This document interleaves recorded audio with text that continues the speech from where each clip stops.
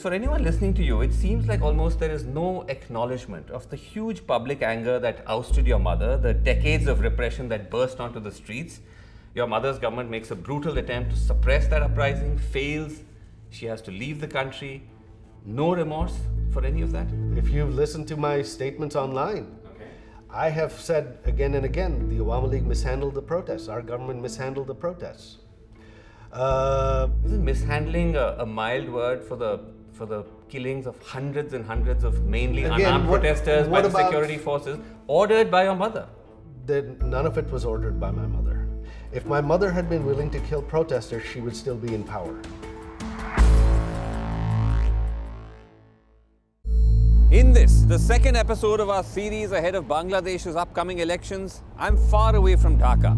I'm in Washington, D.C., home to the son of Sheikh Hasina, Sajib Wazed, or Joy as he's known.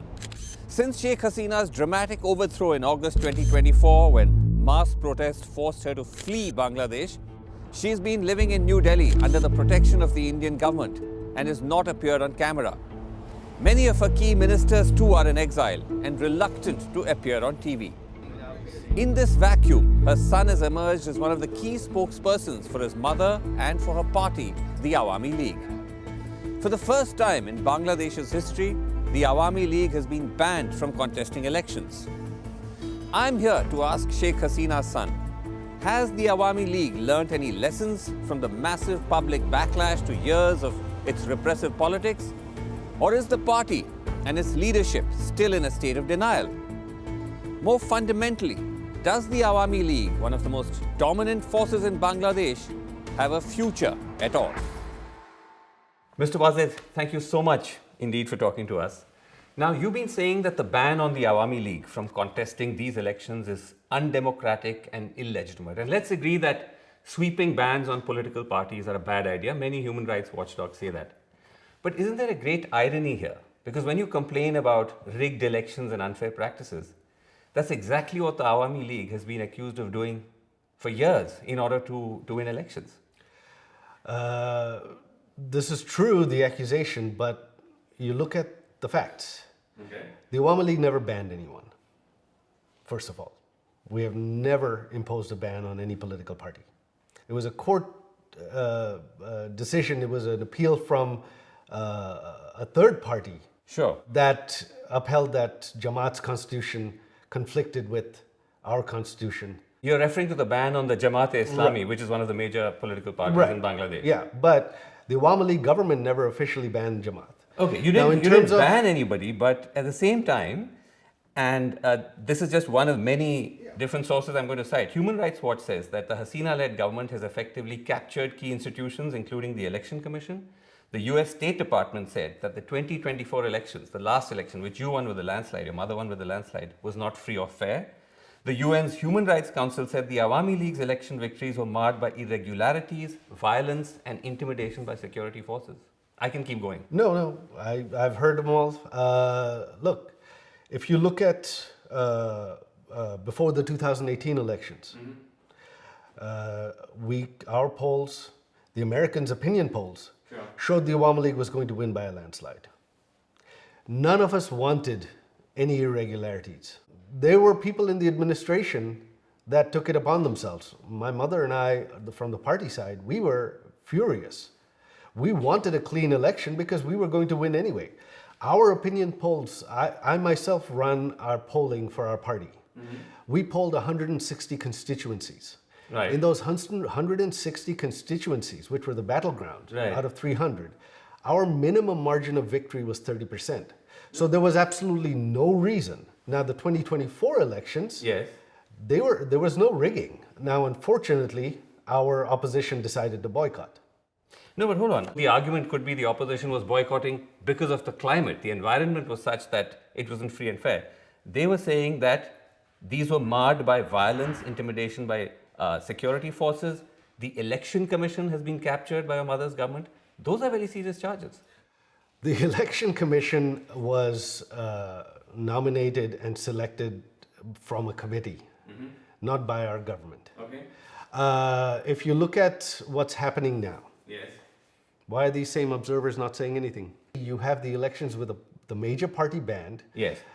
You've got now evidence is coming out online of postal ballots, hundreds of postal ballots being stuffed. So actually, Why some are of these bodies have questioned the ban. They have critiqued the ban.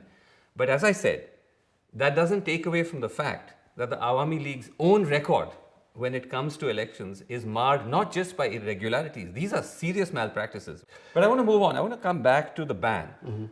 Because one of the reasons for the ban is the government says you're inciting violence in these elections. And that's true, isn't it? Because you've said in interviews that we will not allow elections without the Awami League to go ahead. We will do whatever it takes.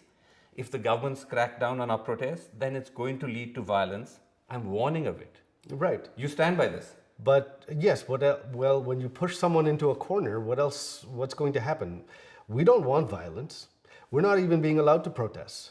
So what violence is the Awami League committing right now? I'm talking about the threat. Yes, I understand. What I'm saying is if you back someone into a corner, you do not leave them any options, what are they going to do? The option could be to tell your protesters or your supporters not to respond to provocation. As a responsible political party, you can say, let me just make the argument. You can tell your supporters, don't take the violent path, regardless of the provocation, because otherwise you're actually making the government's case for them, because they will look at what you're saying and say, listen, this is why we need to ban them, because the Awami League has gone rogue. So again, anything that this regime is doing, all the violence they have committed, that's okay? Two wrongs don't make a right. Right now, you have, since the protests of last July, hundreds of our activists have been killed. 30 some odd have been killed in custody. A Hindu gentleman, a minority leader of our party, was killed in jail under custody just the past week. So you say two wrongs don't make a right. When you suppress someone by force, you do not give them any other option. What's going to happen? No, but Mr. Wazir, don't you believe that by using this kind of rhetoric, you are actually then endorsing the view that the Awami League deserves to be banned? Because of, as I said, the fact that you're holding out this threat of violence. Let us contest or else. I did not threaten violence. I said that if you suppress the protests with violence, of course there will be violence. I did not ask my protesters to attack. Okay, you're now somewhat quibbling with semantics.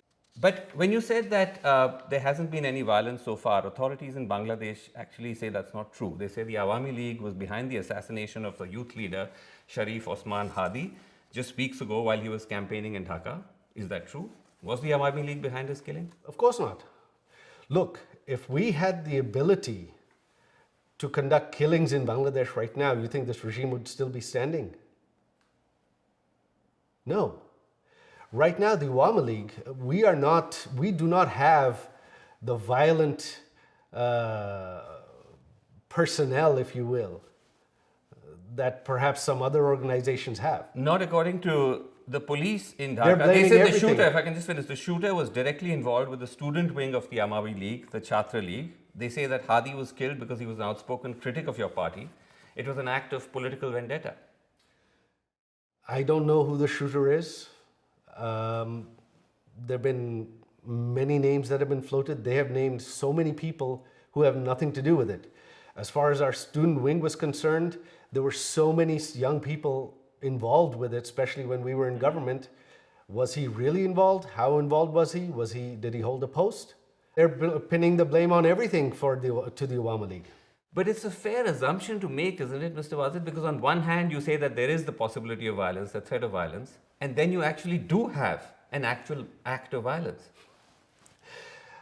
My threat of violence is from So protests. the dots do get joined. No, they don't actually. I don't see how. Again, do you see the Awami League even out on the streets in Bangladesh? That's not even happening. We have tens of thousands behind bars. Every time we've tried to protest, they've just arrested everybody. Okay. So the Awami League is not involved in any violence whatsoever. Our campaign now is asking people not to vote in these rigged elections. That's what we're doing. Okay, but let me ask you this. For anyone listening to you, it seems like almost there is no acknowledgement of the huge public anger that ousted your mother, the decades of repression that burst onto the streets. Your mother's government makes a brutal attempt to suppress that uprising, fails. She has to leave the country. No remorse for any of that? That is not true. If you've listened to my statements online, I have said again and again, the Awami League mishandled the protests. Our government mishandled the protests. Isn't mishandling a mild word for the killings of hundreds and hundreds of mainly unarmed protesters by the security forces ordered by your mother? None of it was ordered by my mother. If my mother had been willing to kill protesters, she would still be in power. You look at what's happening in Iran right now. Are they able to do anything? No. My mother's statement. Yes. Again and again, yes. And to me, my conversation that day was, they're marching on the Prime Minister's residence. Our special security force and the Prime Minister's guards are ready to defend her. But if that happens, hundreds will die. I don't want their blood on my hands. That is what my mother said. During that time, hundreds of police officers were killed. Hundreds of our activists were killed as well. This regime actually granted immunity to the protesters for the killings of... Let's stay away from this regime for a second, because when you say your mother didn't give the instructions, you saw the Al Jazeera reporting on it, the BBC reporting on it, the recordings that were there. Yes, if I can just finish, where your mother can be heard saying she's cleared the use of lethal force against the protesters. She says, I've issued an open order. Now they will use lethal weapons, shoot wherever they find them. No, that is actually, both Al Jazeera and BBC have taken that clip out of context. I have put that full clip on my Facebook page. She says she orders for the arrests of protesters and lethal force to protect property and life against militants. There were militants involved in it. There are videos online of civilians with weapons. Hold on, but if I can just come in on the clip though, because I've heard you say this in other interviews, that you put the full clip on your social media pages. We scoured your social media pages, we couldn't find any such clip. That is strange. So would you be prepared to share that with us? Of course, I'll put it back up. Okay, several clips have been taken down, and I'll tell you why. Okay, but when you say that she was issuing an order about property, that doesn't seem to be what she said. When she says, I've issued an open order, now they will use lethal weapons, shoot wherever they find them.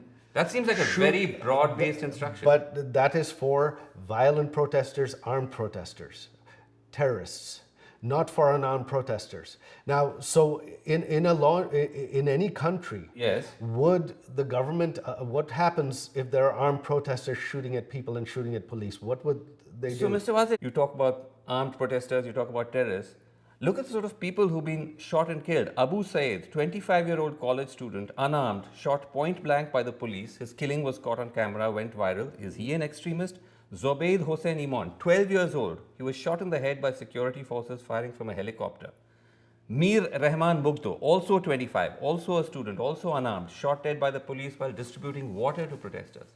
Are these extremists? It was a very violent situation. There were police officers who used excessive force.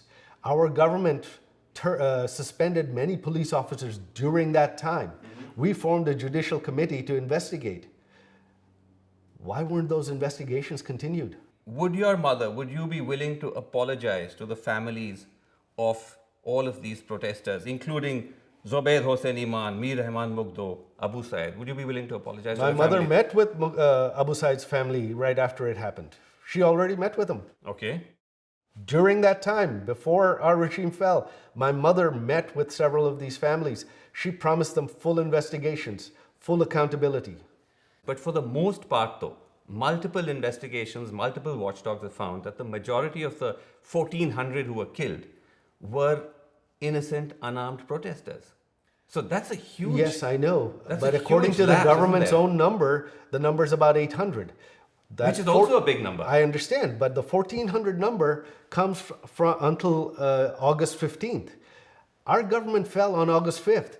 Who killed the people from August 5th to 15th? But Mr. Wazir, they're still finding bodies. I know. They're still finding mass graves which are connected to the uprising. That is completely being set up by this government. No, there are no mass graves. You're denying the mass graves that have been I have not heard of mass graves. Okay, well, there's one that was just discovered with 114 bodies this month. What about the 500 people that were killed after our government fell? Who killed them? Why were who killed them? Again, respectfully, No, this is whataboutery though. You're talking about the 1400 number. Look, justice must be equal.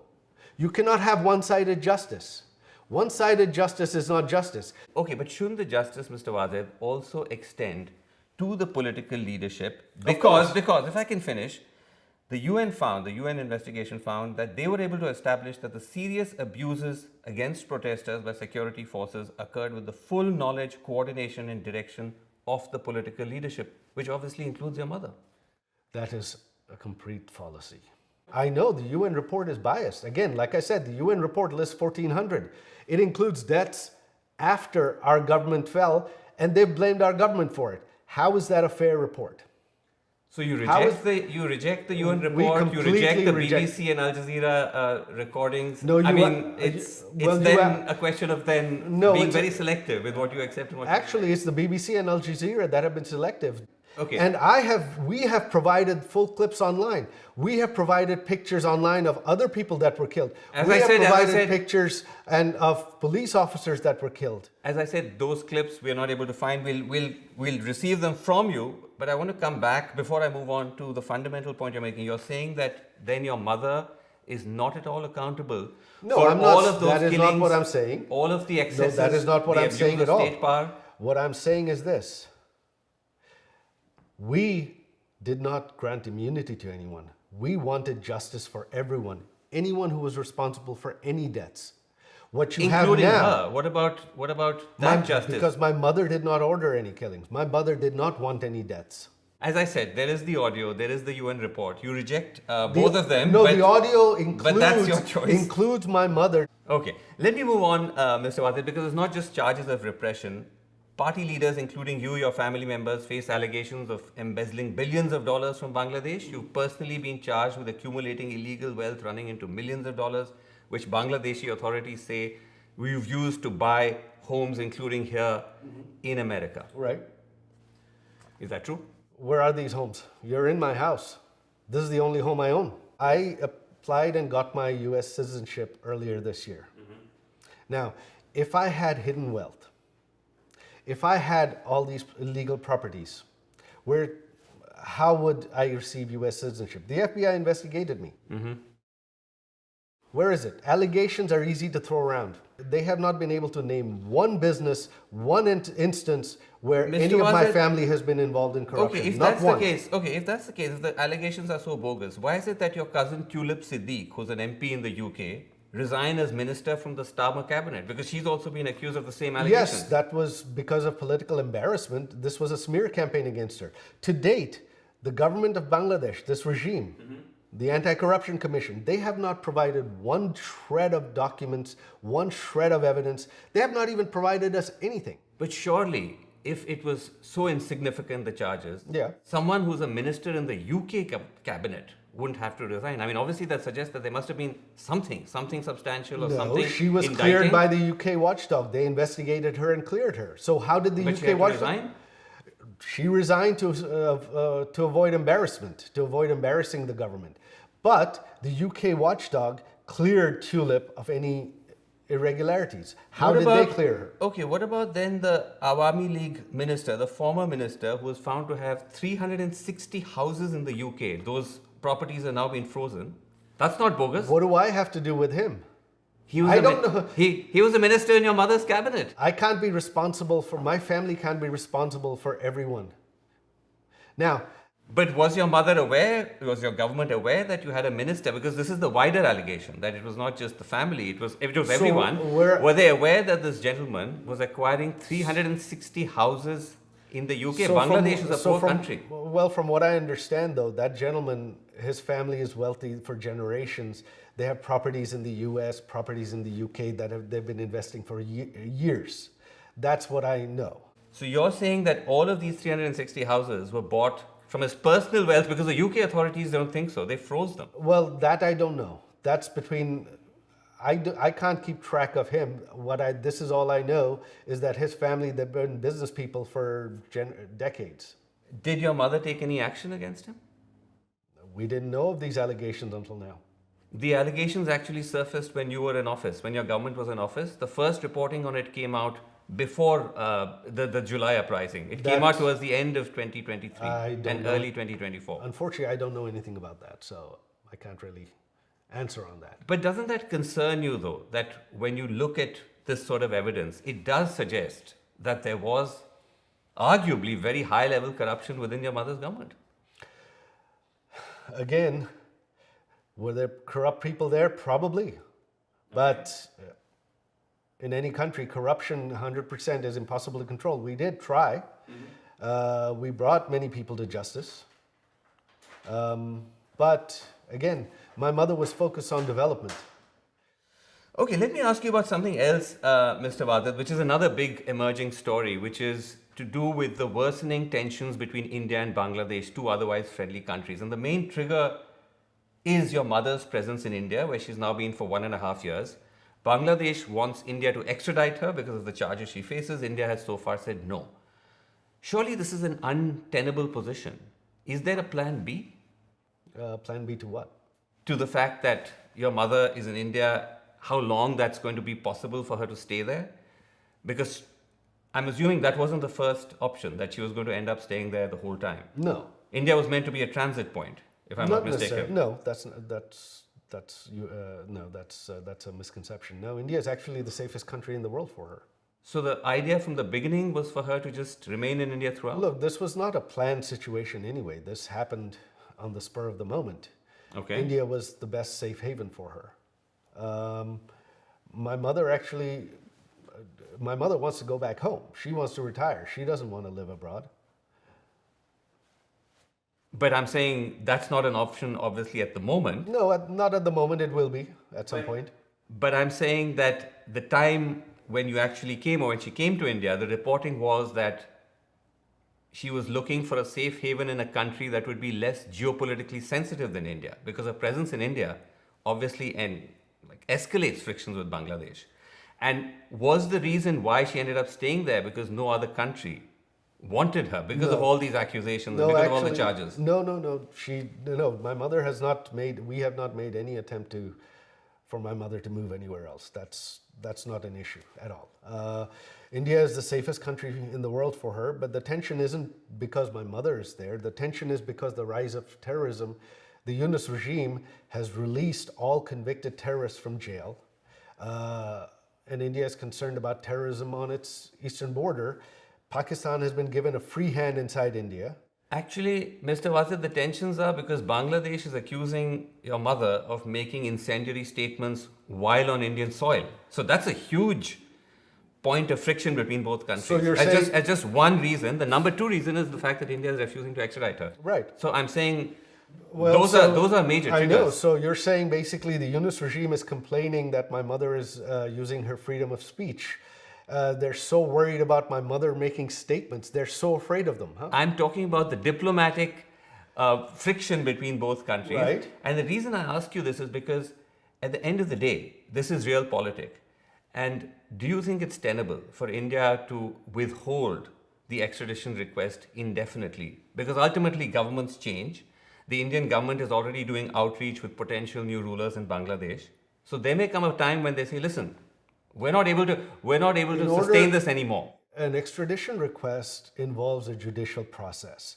In order for that to happen, the conviction has to be proven the evidence has to be provided in Indian court.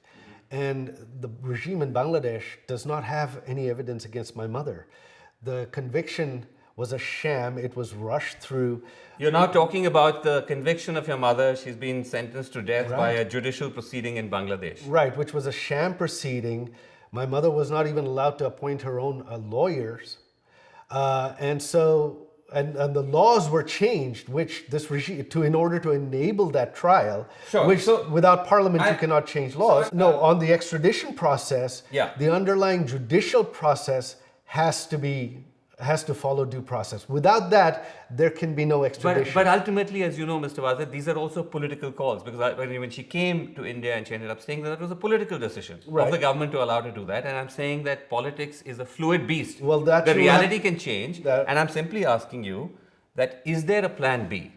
Actually, no. We are that confident in India. India has due process. India is not a kangaroo republic, a banana republic like Bangladesh is right now, and they will not extradite my mother.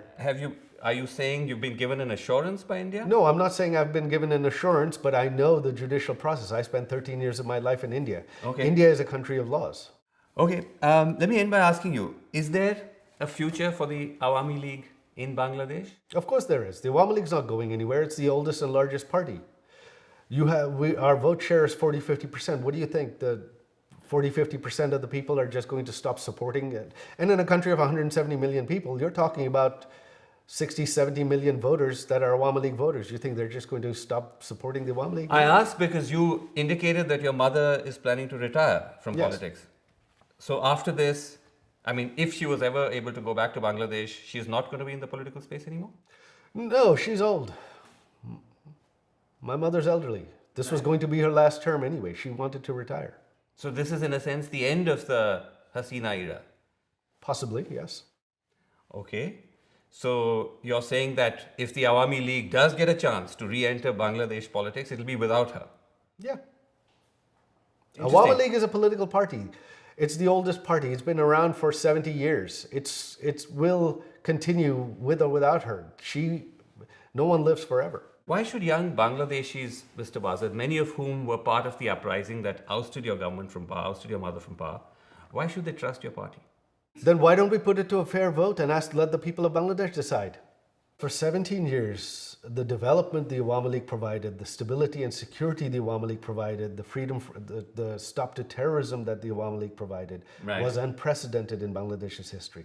This is one fact that no one can deny, that the economic development, security and stability during my mother's 17 years was unprecedented in Bangladesh's history. I mean, if that was the case, then why would the people have taken to the streets to oust her? Surely there was something deeply wrong. But I leave you with that because you're saying that the Awami League is still the best antidote for the chaos of Bangladesh. There is undeniably going to be chaos after a revolution, but whether you are the cause for it or the cure is something that you will agree is a matter of debate. Look, 17 years, did our government make mistakes? Did our people in our government commit excesses? Yes. Right. I myself wasn't happy about many of them. I personally feel there were people in our government that should have been held accountable that weren't. Isn't that possible? But again, no, because look at the past 1.5 years. What do you have? Things are much, much worse. The economy has crashed. There's no law and order. Terrorists are running rampant. And now you have a completely rigged, farcical election. Okay, as I said, cause or the cure, that's a matter of debate. As I said, many would hold the Awami League guilty of those same charges as well. But thank you very much indeed for taking the time to talk to us. My pleasure. And taking our questions. Thanks very much.